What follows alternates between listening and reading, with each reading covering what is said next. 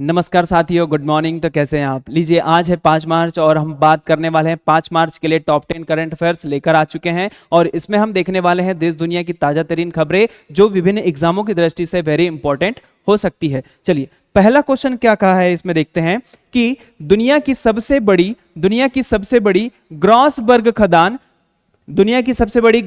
खदान प्रतिवर्ष लगभग 48 टन सोने का उत्पादन करती है। यह किस देश में स्थित है? वेरी इंपॉर्टेंट क्वेश्चन है। यहां पर आपको ये पॉइंट याद रखना है कि ग्रॉसबर्ग खदान कहां स्थित है। दूसरा पॉइंट ये याद रखना होगा कि हाल ही में जो 48 टन सोने का जो उत्पादन हुआ है यह किस देश की खदान से उत्पादन हुआ है। ऐसे भी आपसे क्वेश्चन बन सकते हैं, तो आपको इन पॉइंटों को अच्छे से याद रखना होगा कि ग्रॉसबर्ग खदान कहां है और 48 टन जो है सोने का भंडार जो है कहां पर उत्पादन हुआ है। तो यहां पर आपको बताना होगा क्या श्रीलंका है, क्या मलेशिया है, क्या ब्राजील है या इंडोनेशिया है। तो इसका सही आंसर आपको याद रखना होगा इंडोनेशिया देश में अभी हाल ही में 48 टन, मतलब जो यहां पर याद रखना कि प्रतिवर्ष जो है 48 टन सोने का भंडार जो है उत्पादन किया जाता है। कहां से? इंडोनेशिया की खान से। यहां तक क्लियर हुआ। साथ में हमको यह भी पॉइंट याद रखना होगा कि दुनिया की सबसे बड़ी सोने की खदान कहां पर है, तो आपको इस पॉइंट को भी याद रखना होगा कि वह सोने की खदान कहां पर है। तो ये पॉइंट याद रखेंगे,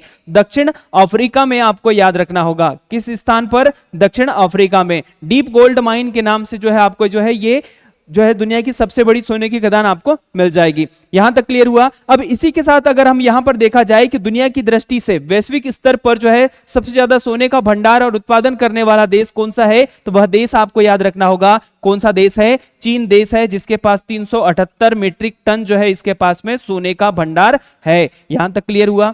ठीक है, बात कर लेते हैं। हमने बात किया वैश्विक स्तर पर। अगर हम भारत की स्तर पर बात की जाए तो भारत में सबसे ज्यादा सोने का भंडार किस राज्य में है, तो राज्य की अगर बात की जाए तो राज्य में आपको याद रखना होगा कर्नाटक राज्य आपको याद रखना होगा। यहां तक क्लियर हुआ। तो कर्नाटक राज्य में सबसे ज्यादा सोने का भंडार आपको देखने को मिल जाएगा। तो यहां पर पूछा है कि ग्रॉसबर्ग खदान किस देश में है, तो ये देश कौन सा है? इंडोनेशिया है। इंडोनेशिया की राजधानी की अगर बात करें तो इंडोनेशिया की राजधानी क्या है? जकार्ता आपको याद रखनी होगी। यहां तक क्लियर हुआ। इसी के साथ ब्राजील की राजधानी ब्राजीलिया, मलेशिया की राजधानी कुआलालंपुर और श्रीलंका की राजधानी श्री विजयवर्धनेपुरा या फिर कोलंबो आपको याद रखना है। यहां तक क्लियर हुआ। चलिए अगला क्वेश्चन देखते हैं। अगला क्वेश्चन पूछा है कि S&P ग्लोबल सस्टेनेबिलिटी रैंकिंग 2025 के अनुसार कौन सा बैंक शीर्ष स्थान पर है। ये याद रखने वाली बात है कि S&P जो है ग्लोबल सस्टेनेबिलिटी जो रैंकिंग जो जारी की गई है, यहां पर जो है रैंकिंग जो जारी की है S&P के द्वारा, जिसमें यह बोला गया है कि सबसे टॉप पर जो है कौन सा बैंक है, तो आपको यहां पर बताना होगा केनरा बैंक है, बैंक ऑफ बड़ौदा है या यस बैंक है या फिर पंजाब नेशनल बैंक है। तो यहां पर आपको जैसे स्पष्ट नजर आ रहा है वह बैंक कौन सा है? यस बैंक है, जिसमें अभी हाल ही में जो S&P के द्वारा जो है रैंकिंग जारी की गई है 100 बैंकों की, जिसमें टॉप 1 पर जो है आपको याद रखने वाली बात यह है कि यस बैंक को रखा गया है। यहां तक क्लियर हुआ। यस बैंक जो है भारतीय बैंक है, जिसका मुख्यालय की अगर बात की जाए तो इसका मुख्यालय आपको याद रखना होगा मुंबई में है, और इसकी स्थापना की अगर बात की जाए तो 2004 में इसकी स्थापना हो जाती है। यहां तक क्लियर हुआ। अब बात करते हैं कि इन बैंकों को रेगुलेट कौन करता है, बैंकों का बैंक कौन है, तो आपको यह भी पॉइंट याद रखना होगा आरबीआई। आरबीआई के द्वारा जो है इन बैंकों को जो पूरी तरह से नियंत्रित किया जाता है। चलिए यहां तक क्लियर हुआ। तो इसका सही आंसर आपको याद रखना है यस बैंक। चलिए अगला क्वेश्चन देखते हैं। हाल ही में किस राज्य सरकार ने स्वच्छता के प्रति जागरूकता बढ़ाने के लिए रील प्रतियोगिता शुरू की है। यहां पर यह क्वेश्चन जो है करंट अफेयर्स के हिसाब से आपको याद रखना है कि हाल ही में किस राज्य ने जो है स्वच्छता को बढ़ावा देने के लिए रील प्रतियोगिता आयोजित की गई है। तो ये राज्य आपको बताना होगा, क्या केरल है, मध्य प्रदेश है, कर्नाटक है या फिर महाराष्ट्र है। जैसे यहां पर देखिए धीरे धीरे सारे राज्य जो है स्वच्छता के प्रति जो है अग्रसर होते जा रहे हैं, जिसमें स्वच्छ भारत मिशन की अगर बात करेंगे तो 2 अक्टूबर 2019 को इस प्रकार से मिशन की शुरुआत की गई थी। तो इसी मिशन के अनुसार जो है भारत को स्वच्छ बनाने के लिए जो है एक मुहिम चलाई जा रही है, जिसमें करना क्या होगा कि रील बनाना होगा। रील बना करके जो है आपको अपलोड करना होगा। स्वच्छता हमने इस प्रकार से की है, तो एक प्रकार से रील देख करके बाकी लोग भी जो है प्रेरित हो जाएंगे, जिसके माध्यम से ये जो कार्यक्रम संचालित होगा। तो ये जो है प्रोत्साहन के लिए जो है किस राज्य ने प्रतियोगिता शुरू की है, तो आपको बताना होगा वो राज्य है महाराष्ट्र है। यहां तक क्लियर हुआ? ये महाराष्ट्र राज्य को आपको अच्छे से याद रखना होगा। यहां तक क्लियर हुआ? महाराष्ट्र की राजधानी की अगर बात करेंगे तो मुंबई आपको याद रखना है। यहां तक क्लियर हुआ? चलिए अगला क्वेश्चन देखते हैं। मोहिनीअट्टम नृत्य शैली भारत के किस राज्य में उत्पन्न हुई है? हाल ही में जो है इससे संबंधित जो है प्रतियोगिता आयोजित की गई है, तो ये राज्य के बारे में भी आपको बताना होगा और मोहिनीअट्टम नृत्य के बारे में भी आपको बताना होगा। मोहिनीअट्टम क्या है? एक शास्त्रीय नृत्य है। तो ये आपको इस प्रकार से इन पॉइंटों को भी अच्छे से याद रखना होगा कि शास्त्रीय नृत्य क्या होते हैं, जिनका वर्णन जो है शास्त्रों में मिलता हो और साथ ही साथ जो है जिनका जीवन काल जो है लगभग, जिन नृत्यों का जीवन काल लगभग 1500 से लेकर के 2000 वर्ष पुराना आपको मिलता हो। तो यहां पर पूछा है कि जैसे यहां पर मोहिनीअट्टम नृत्य किस राज्य से संबंधित है, तो यहां पर आपको बताना होगा क्या असम से, पश्चिम बंगाल से, केरल से या फिर आंध्र प्रदेश से। तो इसका सही आंसर आपको याद रखना है, केरल राज्य से इस नृत्य की जो है उत्पत्ति हो जाती है। ठीक है, यहां तक क्लियर हुआ?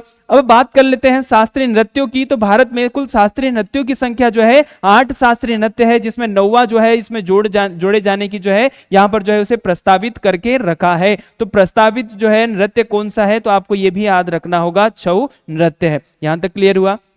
चलिए इसी के साथ हमने यहां पर देखा कि शास्त्रीय नृत्य देखा, तो यहां पर आपको याद रखना होगा कि शास्त्रीय भाषा नाम की भी कोई चीज होती है। तो भाषा, शास्त्रीय भाषा कितनी है अभी वर्तमान में, तो कुल मिलाकर के 11 भाषा जो है भारत में कुल शास्त्रीय भाषा है। यहां तक क्लियर हुआ? तो इसी के अनुसार इसका सही आंसर आपको जो है याद रखना होगा। चलिए अगला क्वेश्चन है, अंटार्कटिका में भारत के दूसरे स्थायी अनुसंधान केंद्र का नाम क्या है? वेरी इंपॉर्टेंट है, क्योंकि यहां पर जो है इंपॉर्टेंस इसलिए बन जाती है क्योंकि ऐतिहासिक दृष्टिकोण से देखा जाए तो अंटार्कटिका एक महाद्वीप है।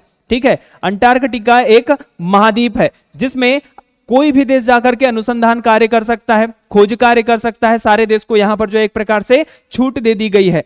ठीक है, तो यहां पर जो है भारत ने भी अपने जो है मिशन भेजे। अभी तक कुल मिलाकर के 2021 की रिपोर्ट के अनुसार अगर देखा जाए तो कुल मिलाकर के 41वां मिशन जा चुका है। मतलब जो है अंटार्कटिका पर जो है 41 ऐसे मिशन जा चुके हैं जो अंटार्कटिका पर जो है खोज कार्य करने का कार्य कर रहा है। तो यहां पर पूछा है कि दूसरे जो है स्थायी अनुसंधान केंद्र का नाम क्या है। तो यहां पर जैसे आप जो है स्पष्ट नजर आ रहा है कि मैत्री जो है अभी हाल ही में जो है इसे लॉन्च किया जाएगा, कि एक ऐसा मिशन लॉन्च किया जाएगा जो पूरी तरह से जनवरी 2029 तक ये पूरी तरह से कार्य करना शुरू कर देगा। यहां तक क्लियर हुआ? ठीक है, तो यहां पर पूछा है कि उसका दूसरे का नाम क्या है, तो इसका सही आंसर आपको याद रखना होगा मैत्री। और ये पहली बार जो है मैत्री 1 और मैत्री 2, ये मैत्री 2 कब जाएगा? 2029 में जाएगा। और मैत्री 1 कब गया था, तो आपको ये भी पॉइंट आपको अच्छे से याद रखना होगा। यहां तक क्लियर हुआ? तो दक्षिण गंगोत्री जो है सबसे पहले याद रखना होगा कि दक्षिण गंगोत्री जो है सबसे पहले जो है अंटार्कटिका पर एक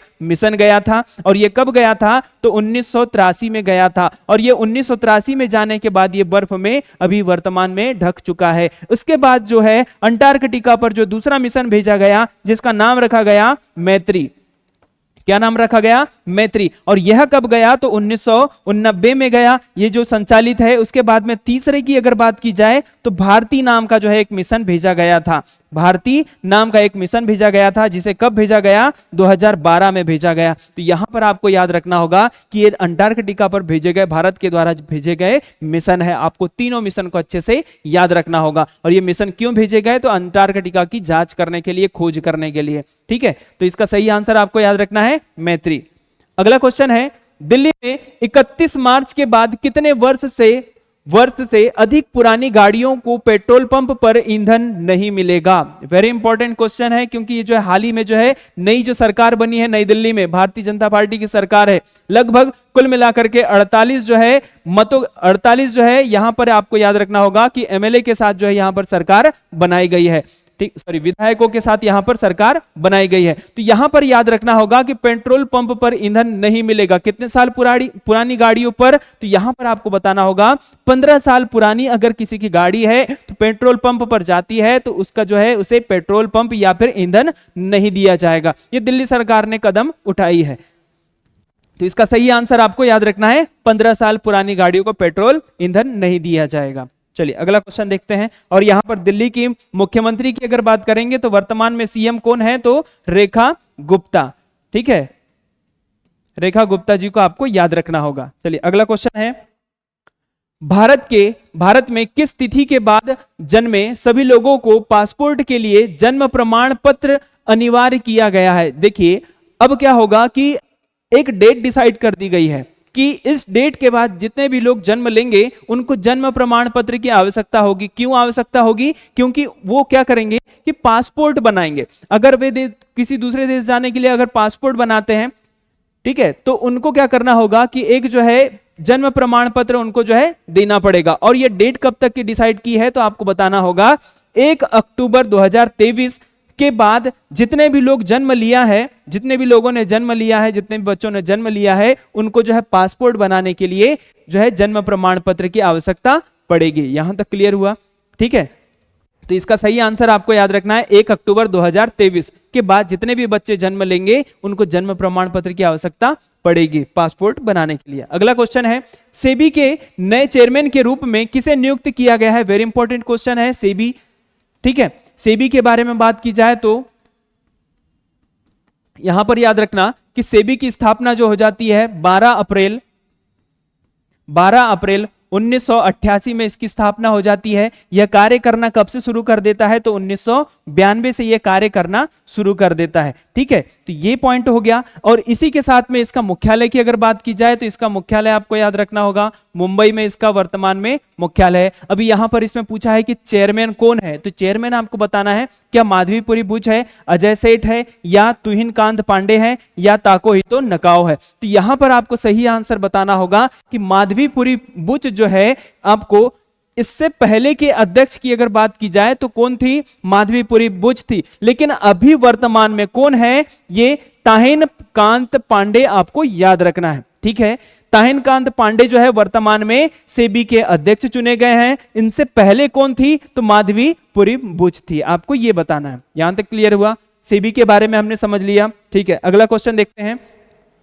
तुर्की में कुर्द उग्रवादी संगठन ने सीज फायर की घोषणा की है। एक कुर्द उग्रवादी संगठन है, जैसे लिट्टे एक आतंकवादी संगठन है, एक उग्र संगठन है।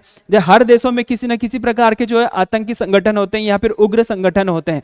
ठीक है, तो वे क्या करते हैं कि अभी हाल ही में जो है तुर्की नाम का एक देश है जिसे तुर्की नाम कर दिया गया, जिसमें अभी आपको याद रखना होगा कि 2021 में संशोधन बिल लाया गया था और 2022 में तुर्की का नाम बदल करके तुर्की कर दिया गया। तो आपको इस पॉइंट को भी अच्छे से याद रखना होगा कि तुर्की का जो नाम बदला है वो क्या नाम बदला है? तुर्की बदला है। और तुर्की की राजधानी की अगर बात की जाए तो अंकारा इसकी राजधानी आपको याद रखना है। यहां तक क्लियर हुआ? कुर्द एक उग्रवादी संगठन है जिसमें आपको याद रखना है कि ये जो किस सीज फायर की घोषणा की है, तो इस संगठन का नाम आपको बताना है। क्या पीकेके है, क्या डीईएम है, क्या बीआरओ है, या इनमें से कोई नहीं है? तो इसका सही आंसर आपको याद रखना होगा पीकेके। ठीक है, कुर्दिस्तान, ये कुर्दिस्तान वर्कर्स पार्टी के नाम से इसे जाना जाता है, इस जो है उग्रवादी संगठन को, जिसने हाल ही में जो है अभी हाल ही में सीज फायर की घोषणा कर दी है कि अब हम जो है किसी प्रकार से जो है हम गोलियां नहीं चलाएंगे। ठीक है, तो इसी प्रकार से आपको इन पॉइंटों को अच्छे से याद रखना होगा। चलिए अगला क्वेश्चन देखते हैं। कौन सा राज्य टैटू पार्लरों के नियमों को सख्त करने की योजना बना रहा है? यहां पर क्वेश्चन पूछा है कि कौन सा राज्य टैटू पार्लरों के नियमों को सख्त करने की योजना बना रहा है। तो यहां पर वेरी इंपॉर्टेंट क्वेश्चन हो जाएगा, क्या कर्नाटक है, उत्तर प्रदेश है, राजस्थान है, या फिर इनमें से कोई नहीं? तो इसका सही आंसर आपको याद रखना होगा कर्नाटक राज्य ने जो टैटू जो बनाया जाता है, शरीर के ऊपर जो है टैटू बनाया जाता है, उसमें बहुत ही खतरनाक रसायनों का उपयोग किया जा रहा है, जिसकी वजह से बहुत सारी बीमारियां सामने आ रही है। तो इसीलिए कर्नाटक के स्वास्थ्य मंत्री के द्वारा जो है यह घोषणा कर दी जाती है कि उन पर जो है सख्ती बरती जाएगी या तो फिर उन पर जो है पाबंदियां लगा दी जाएगी। तो इस प्रकार से जो है कर्नाटक राज्य ने टैटू पर जो है नियम कानून बनाने की योजना संचालित कर दी है, जिसमें स्वास्थ्य मंत्री ने कहा है कि अब जो है टैटू को अभी जो है टैटू के ऊपर नियम कानून हम लोग बनाएंगे। तो इसी प्रकार से टॉप 10 हमारे करंट अफेयर्स खत्म हो जाते हैं। मिलते हैं अगले वीडियो में, तब तक के लिए नमस्कार।